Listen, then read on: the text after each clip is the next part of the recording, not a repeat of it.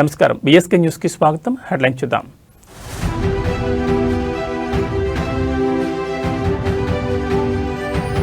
లక్ష్యాలు ఎప్పుడూ సులభంగా ఉండకూడదు. బోర్డు పరీక్షలకు హాజరయ్యే విద్యార్థులతో మోడీ ముచ్చట.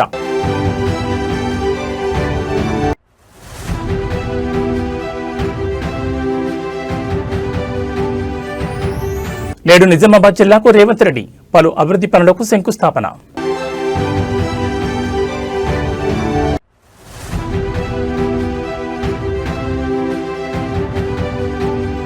జనసేన ఎమ్మెల్యే అరవ శ్రీధర్కు హైకోర్టులో ఊరట. శ్రీధర్ వివరణ తీసుకోవాలని ధర్మాసనం ఆదేశం.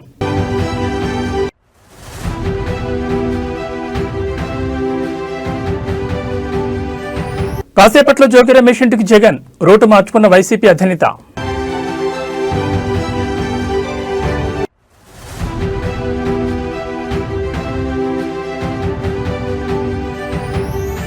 రుణగ్రహీతలకు ఊరట. కీలక వడ్డీ రేట్లు యథాతథం. ఇక వివరాలు చూస్తే లక్ష్యాలు ఎప్పుడూ సులభంగా ఉండకూడదని ప్రధాని మోడీ సూచించారు. పరీక్ష పే చర్చ 9వ సీజన్లో భాగంగా బోర్డు పరీక్షలకు హాజరయ్యే విద్యార్థులతో మోడీ ముచ్చటించారు. గుజరాత్, కోయంబత్తూర్, రాయ్పూర్, గౌహతి, ఢిల్లీ విద్యార్థులు పాల్గొన్నారు. ఈ సందర్భంగా విద్యార్థులతో మాట్లాడుతూ ఆత్మవిశ్వాసం నింపారు. పలు సూచనలు, సలహాలు ఇచ్చారు. నైపుణ్యాల ముఖ్యమా, మార్కులా అని పిల్లలు వేసిన ప్రశ్నకు మోడీ సమాధానమిచ్చారు. ప్రతి దానిలోనూ సమతుల్యత అవసరమని చెప్పారు. 2 రకాల నైపుణ్యాలు ఉండాలని సూచించారు. నైపుణ్యం జ్ఞానంతో ప్రారంభమవుతుందని, దీంతో పాటు జీవిత నైపుణ్యాలను కూడా జాగ్రత్తగా చూసుకోవాలని సూచించారు. నిద్ర, మేల్కొనే సమయం, వ్యాయామం గురించి శ్రద్ధ వహించాలని సలహా ఇచ్చారు.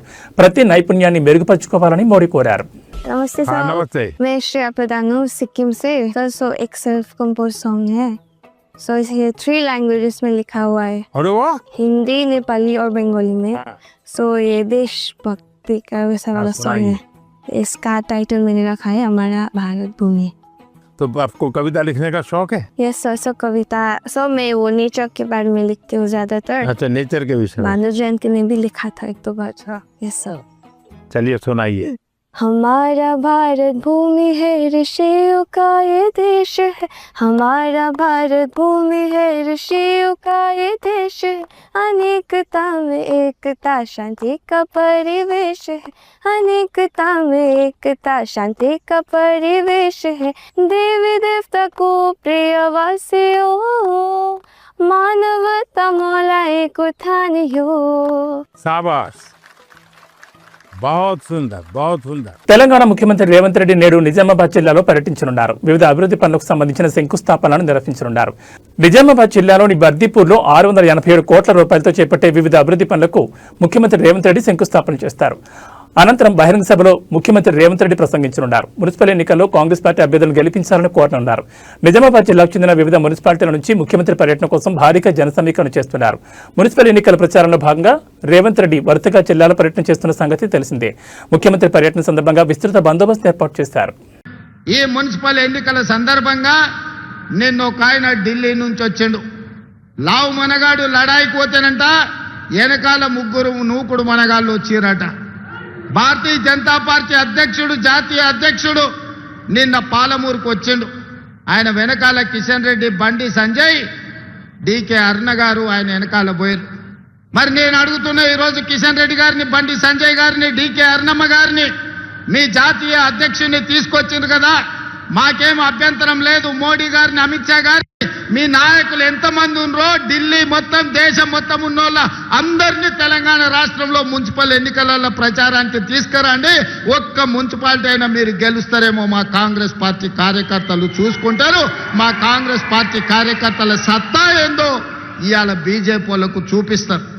నేను అడగదలుచుకున్న బీజేపీ జాతీయ అధ్యక్షుని 2014లో నరేంద్ర మోడీ గారు మా మహబూబ్నగర్ జిల్లాకు వచ్చినప్పుడు పాలమూరు రంగారెడ్డి ఎత్తిపోతల పథకాన్ని జాతీయ ప్రాజెక్టుగా చేస్తాము అని అన్నాడు. ఆంధ్రప్రదేశ్ ఏసీబీ కోర్టులో నేడు జోగి రమేష్ బ్రదర్స్ బెయిల్ రద్దుపై విచారణ జరగనుంది. నకిలీ మద్యం కేసులో జోగి సోదరుల బెయిల్ రద్దు చేయాలని సిట్ అధికారులు పిటిషన్ వేశారు. ఇద్దరు బయట ఉంటే సాక్షులను ప్రభావితం చేస్తారని, వీరి బెయిల్ రద్దు చేయాలని సిట్ వేసిన పిటిషన్పై ఏసీబీ కోర్టు నేడు విచారణ చేయనుంది. మరోవైపు మాజీ మంత్రి జోగి రమేష్ పై నమోదైన కేసులను క్వాష్ చేయాలని వేసిన పిటిషన్పై నేడు ఆంధ్రప్రదేశ్ హైకోర్టులో విచారణ జరగనుంది. తిరుపతి, ఇబ్రహీంపట్నంలో జోగి రమేష్ పై నమోదైన కేసులను క్వాష్ చేయాలన్న పిటిషన్పై నేడు విచారణ చేసిన తర్వాత ఎలాంటి తీర్పు ఇవ్వనుందో చూడాలి. అరాచక ప్రభుత్వం నిన్నటి నుంచి ఏ విధంగా రాష్ట్రంలో వైఎస్ఆర్ కాంగ్రెస్ పార్టీ నాయకుల మీద, కుటుంబ సభ్యుల మీద, నివాసాల మీద ఏ విధంగా దాడి జరుగుతుందో మీరు అందరూ కూడా సభ్య సమాజం మొత్తం కూడా చూస్తూ ఉన్నారు. ఇప్పుడు ఈ క్షణంలో ఇబ్రహీంపట్నంలో ఉన్న నా ఇంటి మీద చంద్రబాబు నాయుడు కొడుకు లోకేష్ ఇద్దరు కూడా నా నివాసం మీద దాడి చేయడం కోసం, నా కుటుంబ సభ్యుల మీద దాడి చేయడం కోసం నన్ను ఏదైనా చేయాలి, కిరాతకంగా చేయాలి, రాక్షస ఆనందం పొందాలన్న ఉద్దేశంతో ఇప్పుడు దాడి జరుగుతున్న దృశ్యాలను మీరు మీడియా మిత్రులు అందరూ కూడా, రాష్ట్ర ప్రజలందరూ కూడా గమనిస్తా ఉన్నారు. 83 రోజులు అన్యాయంగా, అక్రమంగా ఒక ఫేక్ కేసులో చంద్రబాబు నాయుడు కొడుకు అన్యాయంగా ఇరికించి 83 రోజులు నన్ను జైల్లో పెట్టి నన్ను నా తమ్ముడిని రాక్షసానందం పొందారు. ఇది చాలేదా? ఇది చాలకపోగా పెట్రోల్ బాంబులు వేసి నన్ను నా కుటుంబాన్ని అంటే హతమార్చాలని చూస్తారా? ఏం చంద్రబాబు నాయుడు, ఏ లోకేష్, ఏంటి దుర్మార్గం? నన్ను అక్రమంగా 83 రోజులు నిర్బంధించింది చాలక, నన్ను నా తమ్ముడిని నా కొడుకును కూడా జైల్లో పెట్టింది చాలక, ఒక బలహీన వర్గాలకు సంబంధించిన జోగి రమేష్ ని నన్ను ఇబ్బంది పాలు చేయాలా, నన్ను హతమార్చాలా, నా కుటుంబాన్ని అంటే ఏ స్థాయికి వెళ్ళిపోతా ఉంది? ప్రజాస్వామ్యం, రాజ్యాంగం మొత్తం కూడా కూలీ చేస్తూ పోలీసు వ్యవస్థ చోద్యం చూస్తుంది. మాజీ మంత్రి వైసీపీ నేత జోగి రమేష్ నివాసంపై టీడీపీ కార్యకర్తలు దాడి చేసిన సంగతి తెలిసిందే. మంత్రి నారా లోకేష్ పై అనుచిత వ్యాఖ్యలు చేసిన నేపథ్యంలో జోగి నివాసంపై దాడి చేసి నిప్పు పెట్టారు. ఈ క్రమంలో జోగి రమేష్ ని పరామర్శించేందుకు తాడేపల్లిలోని తన నివాసం నుంచి జగన్ బయలుదేరనున్నారు. ఇబ్రహీంపట్నంలోని జోగి రమేష్ నివాసానికి వెళ్లేందుకు పోలీసులకు వైసీపీ ఒక రూట్ మ్యాప్ ఇచ్చింది. అయితే శాంతి భద్రతల దృష్ట్యా వైసీపీకి పోలీసులు మరో రూట్ మ్యాప్ ఇచ్చారు. ఈ క్రమంలో పోలీసులు ఇచ్చిన రూట్ మ్యాప్ ను ఫాలో కాబోమని తొలుత చెప్పిన వైసీపీ చివరకు తన నిర్ణయం మార్చుకుంది. పోలీసులు సూచించిన మార్గంలోని జోగి రమేష్ నివాసానికి జగన్ వెళ్లనున్నారు. పోలీసులు ఇచ్చిన రూట్ మ్యాప్ ప్రకారం తాడేపల్లి నుంచి మంగళగిరి బైపాస్, కాజా వెస్ట్ బైపాస్, గుంటుపల్లి మీదుగా ఇబ్రహీంపట్నంకు జగన్ చేరుకోనున్నారు. ఈ సందర్భంగా జోగి రమేష్ ను ఆయన కుటుంబ సభ్యులను పరామర్శించి ధ్వంసమైన ఇంటిని పరిశీలించనున్నారు. అనంతరం మధ్యాహ్నం 12 గంటలకు ఆయన తాడేపల్లికి చేరుకుంటారు.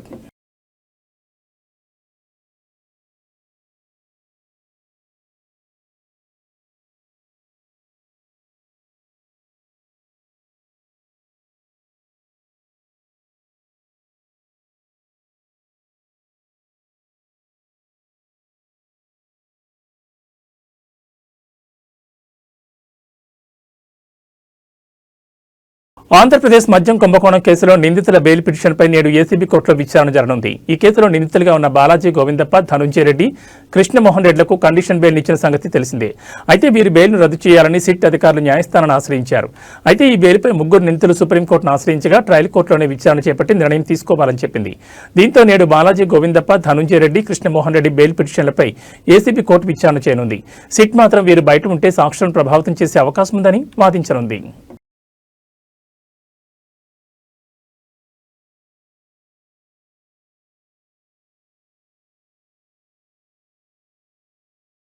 తెలంగాణ జనసేన నేతలతో ఆ party chief AP deputy CM Pawan Kalyan సమావేశమయ్యారు. రాష్ట్రంలో జరిగే మున్సిపల్ ఎన్నికల్లో బీజేపీ జనసేన అభ్యర్థుల తరపున ఆయన ప్రచారం చేయనున్నారు.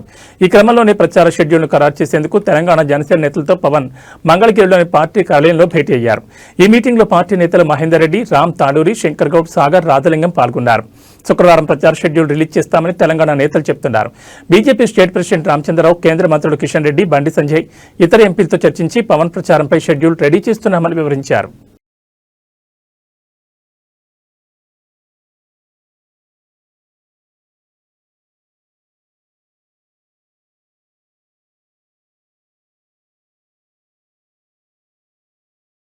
తెలంగాణ మున్సిపల్ ఎన్నికల్లో బీజేపీ జనసేన పొత్తుపై మంత్రి పొన్నం ప్రభాకర్ స్పందించారు. తెలంగాణను అవమానిస్తూ కొబ్బరి చెట్ల దిష్టి వంటి వ్యాఖ్యలు చేసిన పవన్ కళ్యాణ్తో బీజేపీ చేతులు కలపడం రాష్ట్ర ఆత్మగౌరవాన్ని దెబ్బతీయడమేనని విమర్శించారు. బడ్జెట్లో నిధులు ఇవ్వని బీజేపీ తెలంగాణ వ్యతిరేకులను అడ్డం పెట్టుకుని రాజకీయం చేస్తోందని ధ్వజమెత్తారు. పవన్ ప్రచారాన్ని ప్రజలు గమనించాలని, ఆయనను ఉద్యమకారులు ఎప్పటికీ తెలంగాణ వ్యతిరేకంగానే చూస్తారని మంత్రి హెచ్చరించారు.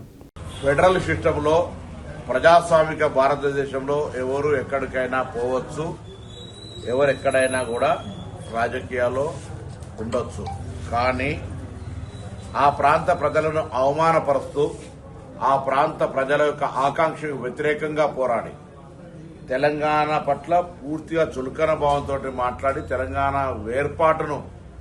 వేర్పాటువాదంగా చూపెట్టినటువంటి పవన్ కళ్యాణ్ గారు కోనసీమలో కొబ్బరి చెట్లు ఓడిపోతే తెలంగాణ వాళ్ళ కన్న దృష్టితో ఓడిపోయినటువంటి పవన్ కళ్యాణ్ గారు తెలంగాణలో అభ్యర్థులు పెడుతూ భారతీయ జనతా పార్టీ తోటి ఒత్తుగా ఎన్నికల ప్రచారం కొనసాగిస్తాడంటే ఇది పూర్తిగా తెలంగాణ ప్రజలను అవమానపరచడమే.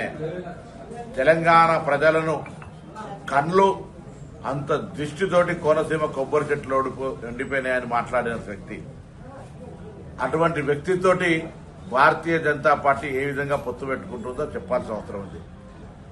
ఎన్నికల్లో ఓట్లు అడిగే ముందు భారతీయ జనతా పార్టీ తెలంగాణకు సంబంధించి లైంగిక వేధింపుల ఆరోపణలు ఎదుర్కొంటున్న రైల్వే కోడూరు జనసేన ఎమ్మెల్యే అరవ శ్రీధర్ కు ఏపీ హైకోర్టులో ఊరట లభించింది. తనపై నమోదైన లైంగిక వేధింపుల కేసును కొట్టివేయాలని కోరుతూ ఆయన దాఖలు చేసిన పిటిషన్ను విచారించిన హైకోర్టు కీలక ఆదేశాలు జారీ చేసింది. ఈ వ్యవహారంపై అరవ శ్రీధర్ వివరణ తీసుకోవాలని పోలీసులను న్యాయస్థానం ఆదేశించింది. బీఎన్ఎస్ చట్టంలోని సెక్షన్ 35(3) నిబంధనల ప్రకారం నడుచుకోవాలని, అరెస్టు వంటి కఠిన చర్యలు తీసుకోవద్దని సూచించింది. ఒకవేళ అరెస్టు చేయాల్సి వస్తే తప్పనిసరిగా రాతపూర్వకంగా కారణాలు నమోదు చేయాలని ఆదేశించింది. విచారణ సందర్భంగా అరవ శ్రీధర్ తరపు న్యాయవాదులు తమ వాదనలు వినిపిస్తూ రాజకీయ దురుద్దేశంతోనే శ్రీధర్పై కేసు నమోదు చేశారని చెప్పారు. వాదనలు విన్న న్యాయమూర్తి జస్టిస్ వెంకట జ్యోతిర్మయి ఎమ్మెల్యే వివరణ తీసుకోవాలని పోలీసులను ఆదేశించారు. దీంతో ఆయనకు స్వల్ప ఊరట లభించినట్లయింది. కేసు వివరాల్లోకి వెళ్తే ఓ మహిళా ఉద్యోగి ఇచ్చిన ఫిర్యాదు మేరకు జాతీయ మానవ హక్కుల కమిషన్ ఆదేశాలతో రైల్వే కోడూరు పోలీసులు శ్రీధర్పై లైంగిక వేధింపుల కేసు నమోదు చేశారు. అయితే తనపై ఆమె చేసిన ఆరోపణలు నిజం కాదని ఎమ్మెల్యే తొలి నుంచి వాదిస్తున్నారు. మరోవైపు పార్టీ పరంగా కూడా ఈ విషయంపై జనసేన అధిష్టానం త్రిసభ్య కమిటీతో విచారణ జరిపించిన సంగతి తెలిసిందే. నాకు ఎవరైతే ఆ వ్యక్తికి జరిగిందో పూర్తిగా ఇది వ్యక్తిగత విషయం. దయచేసి ఎవరు కూడా పార్టీలకి రుద్దొద్దు. ముఖ్యంగా జనసేన పార్టీ అనే పేరు ఎత్తకుండా వ్యక్తిగత జరిగిన విషయం కాబట్టి వ్యక్తిగతంగానే నేను కమిటీకి సబ్మిట్ చేశాను. కమిటీ ఏదైతే మన పార్టీ చెప్తుందో అదేవిధంగా పార్టీ కూడా నాకు చెప్తారో ఆ చెప్పిన తర్వాతే నేను ముందుకెళ్తాను. ఖచ్చితంగా ఇన్వాల్వ్ అయ్యారండి. ఆయన ఇన్వాల్వ్మెంట్ ఖచ్చితంగా ఉంది. వాళ్ళు ఎప్పుడు కంట్రోల్ చేస్తూనే ఉండేవాళ్ళండి శ్రీధర్ నాతో చాలా సార్లు చెప్పి డమ్మీ క్యాండిడేట్ అండి. అది రైల్వే కోడూరులో ఉన్న ఎవరికైనా తెలుస్తుంది. తెలంగాణ సీఎం టీపీసీసీ మాజీ అధ్యక్షుడు రేవంత్ రెడ్డికి రాష్ట్ర హైకోర్టులో చుక్కెదురైంది. గతంలో తనపై నమోదైన క్రిమినల్ కేసులను కొట్టివేయాలని కోరుతూ ఆయన హైకోర్టులో దాఖలు చేసిన క్వాష్ పిటిషన్ను న్యాయస్థానం తోసిపుచ్చింది. ఈ వివాదానికి సంబంధించిన తదుపరి విచారణను కోర్టు ఈ నెల 21వ తేదీకి వాయిదా వేసింది. సీఎం రేవంత్ రెడ్డి టీపీసీసీ అధ్యక్షుడిగా ఉండగా 2023లో జరిగిన అసెంబ్లీ ఎన్నికల సమయంలో భూపాలపల్లిలో నిర్వహించిన ఒక బహిరంగ సభలో రేవంత్ రెడ్డి ప్రసంగిస్తూ మాజీ ఎమ్మెల్యే గండ్ర వెంకటరమణారెడ్డిపై అనుచిత వ్యాఖ్యలు చేశారు. దీంతో తన వ్యక్తిత్వాన్ని దెబ్బతీసేలా అభ్యంతరకర రీతిలో రేవంత్ రెడ్డి మాట్లాడారని గండ్ర వెంకటరమణారెడ్డి పోలీసులకు ఫిర్యాదు చేశారు. ఈ ఫిర్యాదు ఆధారంగా పోలీసులు రేవంత్ రెడ్డిపై క్రిమినల్ కేసులు నమోదు చేశారు. తాజాగా ఈ కేసులను కొట్టివేయాలని రేవంత్ రెడ్డి హైకోర్టును ఆశ్రయించారు. రాజకీయ కారణాలతోనే తనపై కేసులు పెట్టారని ఆయన తరపు న్యాయవాదులు వాదించినప్పటికీ న్యాయస్థానం ఆ వాదనతో ఏకీభవించలేదు. ప్రాథమిక ఆధారాలను పరిశీలించిన అనంతరం కేసు విచారణ దశలో ఉన్నందున ఇప్పుడు కొట్టివేయలేమని స్పష్టం చేస్తూ పిటిషన్ తిరస్కరించింది. దీంతో ఈ నెల 21న జరిగే విచారణలో కోర్టు ఎలాంటి నిర్ణయం తీసుకుంటుందోనని రాజకీయ వర్గాల్లో ఆసక్తి నెలకొంది. ఈ మున్సిపల్ ఎన్నికల సందర్భంగా నిన్న ఒక ఆయన ఢిల్లీ నుంచి వచ్చిండు. లావు మనగాడు లడాయికి పోతేనంట వెనకాల ముగ్గురు నూకుడు మనగాళ్ళు వచ్చిరట. భారతీయ జనతా పార్టీ అధ్యక్షుడు, జాతీయ అధ్యక్షుడు నిన్న పాలమూరుకు వచ్చిండు. ఆయన వెనకాల కిషన్ రెడ్డి, బండి సంజయ్, డీకే అరుణ గారు ఆయన వెనకాల పోయారు. మరి నేను అడుగుతున్నా ఈరోజు కిషన్ రెడ్డి గారిని, బండి సంజయ్ గారిని, డీకే అరుణమ్మ గారిని మీ జాతీయ అధ్యక్షుడిని తీసుకొచ్చింది కదా, మాకేం అభ్యంతరం లేదు. మోడీ గారిని, అమిత్ షా గారిని మీ నాయకులు ఎంతమంది ఉన్నారో ఢిల్లీ మొత్తం దేశం మొత్తం ఉన్నోళ్ళ అందరినీ తెలంగాణ రాష్ట్రంలో మున్సిపల్ ఎన్నికలలో ప్రచారానికి తీసుకురండి. ఒక్క మున్సిపాలిటీ అయినా మీరు గెలుస్తారేమో మా కాంగ్రెస్ పార్టీ కార్యకర్తలు చూసుకుంటారు. మా కాంగ్రెస్ పార్టీ కార్యకర్తల సత్తా ఏందో ఇవాళ బీజేపీ వాళ్ళకు చూపిస్తారు. నేను అడగదలుచుకున్న బీజేపీ జాతీయ అధ్యక్షుని 2014లో నరేంద్ర మోడీ గారు మా మహబూబ్నగర్ జిల్లాకు వచ్చినప్పుడు పాలమూరు రంగారెడ్డి ఎత్తిపోతల పథకాన్ని జాతీయ ప్రాజెక్టుగా చేస్తాము అని అన్నాడు. 3 సార్లు మోడీ గారు ప్రధానమంత్రి అయ్యాడు. 12 సంవత్సరాలు బీజేపీ అధికారంలో ఉంది. మీకు చేతులు రాలేదా పాలమూరు రంగారెడ్డి ఎత్తిపోతల పథకాన్ని జాతీయ ప్రాజెక్టుగా ప్రకటించాలన్న ఆలోచన కానీ మీకు దేవుడు ఇవ్వలేదా అని నేను అడుగుతున్నా. ఇవాళ కాళేశ్వరం ఇయ్యలేదు. వైఎస్ఆర్ జిల్లా ప్రొద్దుటూరులో ఒక కాఫీని ముగ్గురికి పంచి ఇవ్వలేదన్న కోపంతో మున్సిపల్ అధికారి అత్యుత్సాహం ప్రదర్శించారు. హోటల్ యజమాని నిరాకరించడంతో ఆగ్రహించిన అధికారి 15 నిమిషాల్లో జేసీబీ తెప్పించి హోటల్ ముందున్న ర్యాంపును అక్రమ కట్టడమంటూ తొలగించేందుకు యత్నించారు. యజమాని రోడ్డుపై పడుకుని జేసీబీని అడ్డుకోవడంతో అధికారులు వెనక్కి తగ్గారు.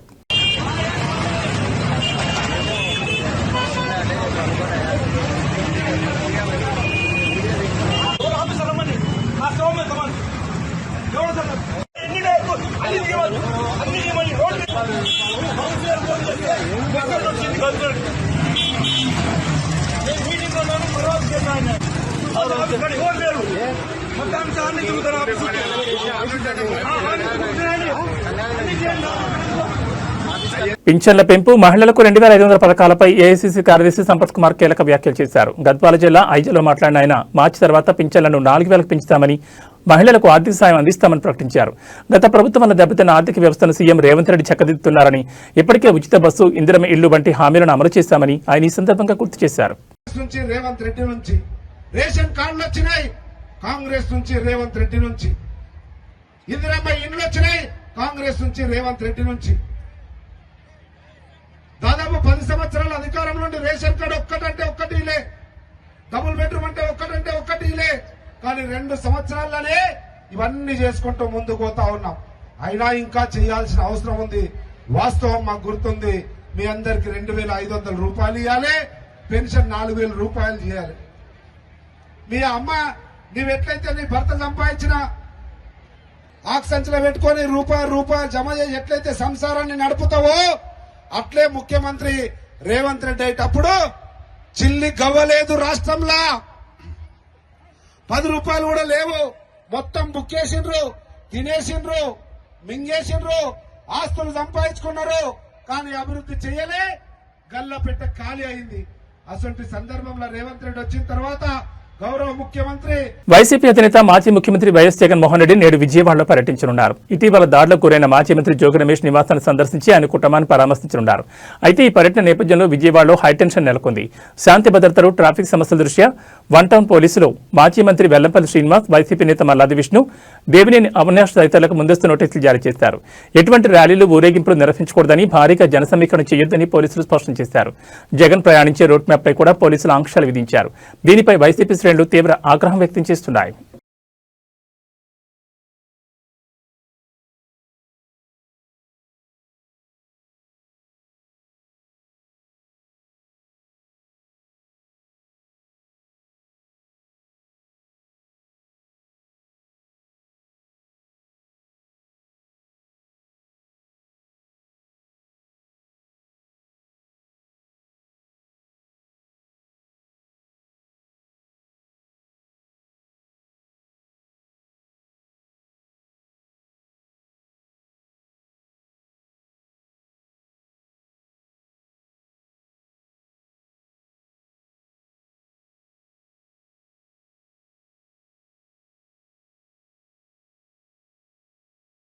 తూర్పుగోదావరి జిల్లాలో ప్రజలకు కంటి మీద కునుకు లేకుండా చేస్తోంది పెద్దపులి. అటవీశాఖ అధికారులు, పోలీసులు 2 రోజులుగా దానికోసం వెతుకుతున్నా ఇంకా ఆచూకీ తెలియలేదు.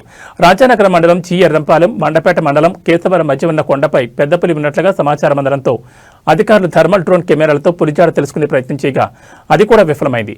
పెద్దపులి ఎక్కడుందో స్పష్టంగా గుర్తించాకే ట్రాంక్విలైజర్ వాడగలమని అధికారులు చెబుతున్నారు. స్థానికులు ఎవరూ దాన్ని రెచ్చగొట్టే ప్రయత్నాలు చేయొద్దని హెచ్చరించారు. పులిని పట్టుకునేందుకు పూణే నుంచి రెస్క్యూ టీం వచ్చిందని తెలిపారు. పులిని జాగ్రత్తగా బంధించేందుకు అధికారులు ఆచితూచి అడుగులు వేస్తున్నారు. క్వారీలు, గుట్టలు, పొదలు ఎక్కువగా ఉండడంతో ఆహారం కోసం పులి మాటు వేసి ఉంటుందని అధికారులు భావిస్తున్నారు. ఈ క్రమంలో ప్రజలు జాగ్రత్తగా ఉండాలని సూచించారు. ముఖ్యంగా కేశవరం, జి ఎర్రంపాలెం, ద్వారపూడి, పాత తొంగపాడు, కొత్త తొంగపాడు, పుణ్యక్షేత్ర గ్రామాల ప్రజలు అప్రమత్తంగా ఉండాలని తెలిపారు. శుక్రవారం ఉదయం నుంచి పులిజాడు కోసం అధికారులు వెతకడం ప్రారంభించారు. ఫిబ్రవరి 3న రాజమండ్రిలోని తొర్రేల్లో పెద్దపులు రోడ్డుపై కనిపించడంతో వాహనదారులు హడలిపోయారు. దివాన్ చెరువు హైవే సమీపంలో పెద్దపులను చూసిన వాహనదారులు భయాందోళనకు గురయ్యారు. ఓ ఇంటి ముందు తచ్చాడిన పులి ఎటు వెళ్లాలో తెలియక చివరికి ఓ కంచెను దూకి కొండల్లోకి వెళ్లినట్లుగా వాహనదారులు తెలిపారు.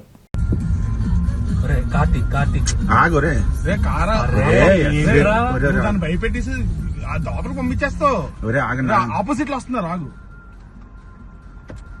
అరే దానికి ఏం చేయాలి తెలియట్లేదు రా. లాస్ట్ ఆ సైజ్ ఏంటి రా. లోపల దూకింది రైట్ సైడ్ కి. భారతీయ రిజర్వ్ బ్యాంక్ కీలక వడ్డీ రేట్లను యథాతథంగా ఉంచింది. పాలసీ రెపో రేటును ప్రస్తుతం 5.25% మధ్య కొనసాగించాలని ద్రవ్య పరపతి కమిటీ ఏకగ్రీవంగా నిర్ణయించినట్లు ఆర్బీఐ గవర్నర్ సంజయ్ మల్హోత్రా ప్రకటించారు. దీంతో పాటు తమ న్యూట్రల్ మానిటరీ పాలసీ వైఖరికి కట్టుబడి ఉన్నట్లు ఆయన స్పష్టం చేశారు. దేశ ఆర్థిక పరిస్థితులు, భవిష్యత్ అంచనాను జాగ్రత్తగా పరిశీలించిన తర్వాతే ఈ నిర్ణయం తీసుకున్నట్లు గవర్నర్ తెలిపారు. గత డిసెంబర్ సమావేశం తర్వాత ప్రపంచవ్యాప్తంగా ప్రతికూలతలు పెరిగినప్పటికీ ప్రభుత్వం కుదుర్చుకున్న వాణిజ్య ఒప్పందాలు ఆర్థిక వ్యవస్థకు సానుకూలంగా ఉన్నాయని ఆయన అన్నారు. ద్రవ్యోల్బణాన్ని నియంత్రిస్తూనే వృద్ధికి ఆటంకం కలగకుండా సమతౌల్యం పాటించడమే న్యూట్రల్ వైఖరి ఉద్దేశమని వివరించారు. ద్రవ్యోల్బణం అదుపులోనే ఉందని, ఆర్బీఐ నిర్దేశించిన సహన పరిమితి కంటే తక్కువగా ఉందని మల్హోత్రా పేర్కొన్నారు. 2026-27 ఆర్థిక సంవత్సరం తొలి 2 త్రైమాసికాలకు సిపిఐ ద్రవ్యోల్బణ అంచనాలను వరుసగా 4%, 4.2% సవరించినట్టు తెలిపారు. భారత ఆర్థిక వ్యవస్థ వృద్ధి అంచనాలు ఆశాజనకంగా ఉన్నాయని, దేశీయ అంశాలే దీనికి కారణమని ఆయన అభిప్రాయపడ్డారు. గత డిసెంబర్లో జరిగిన సమీక్షలో వృద్ధిని ప్రోత్సహించేందుకు ఆర్బీఐ రెపో రేటును 5.5% నుంచి 5.25% తగ్గించిన విషయం తెలిసిందే. అంతకుముందు ఆగస్టు, అక్టోబర్లలో రేట్లను స్థిరంగా ఉంచింది. ప్రస్తుతం రేట్లలో మార్పు లేనందున గృహ, వాహన రుణాలతో సహా ఇతర రుణాలపై వడ్డీ రేట్లు ఇప్పట్లో పెరిగే అవకాశం లేదు. The Indian economy continues on a steady improving trajectory, with real GDP poised to register significant higher growth of 7.4% this year as compared to the previous year. Amidst global headwinds, private consumption and fixed investment both supported growth. Net external demand, however, remained a drag, with imports outpacing exports. On the supply side, growth in real GVA on the back of a strong contribution from the services sector and revival in manufacturing activity is estimated at 7.3% this year. Going forward, economic activity is expected to hold up well in the next year. Agricultural activity will be supported by healthy reservoir levels, robust rabi sowing, and improvement in crop vegetation conditions. బంగారం, వెండి ధరల పతనం సామాన్యులకు ఊరటనిస్తోంది. గత కొన్ని రోజులుగా అమాంతం పెరిగిన ధరలు ఒక్కసారిగా దిగి వస్తున్నాయి. ఇవాళ హైదరాబాద్ బులియన్ మార్కెట్లో నేడు కిలో వెండి ధరపై ఏకంగా 20,000 తగ్గింది. ఈ పరిణామం కిలో వెండి ధర 2,80,000 వద్దకు చేరుకుంది.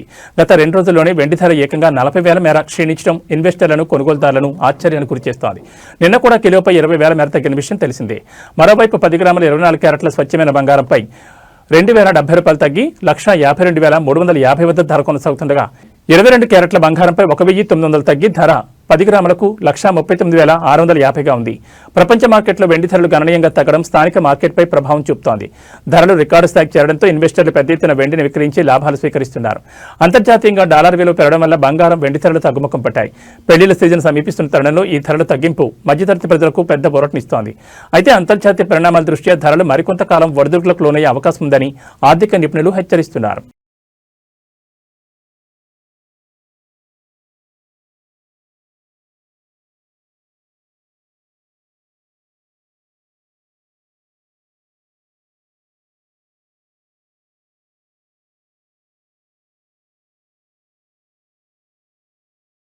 ఇక బులెటిన్ ముగించే ముందు హెడ్లైన్స్ మరోసారి.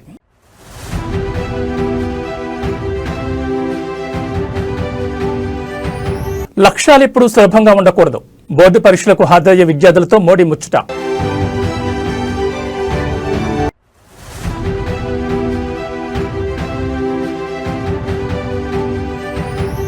నేడు నిజామాబాద్ జిల్లాకు రేవంత్ రెడ్డి పలు అభివృద్ధి పనులకు శంకుస్థాపన.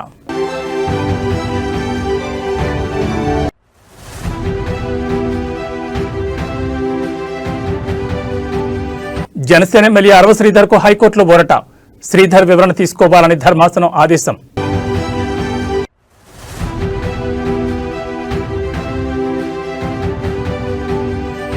కాసేపట్లో జోగి రమేష్ ఇంటికి జగన్. రూటు మార్చుకున్న వైసీపీ అధినేత.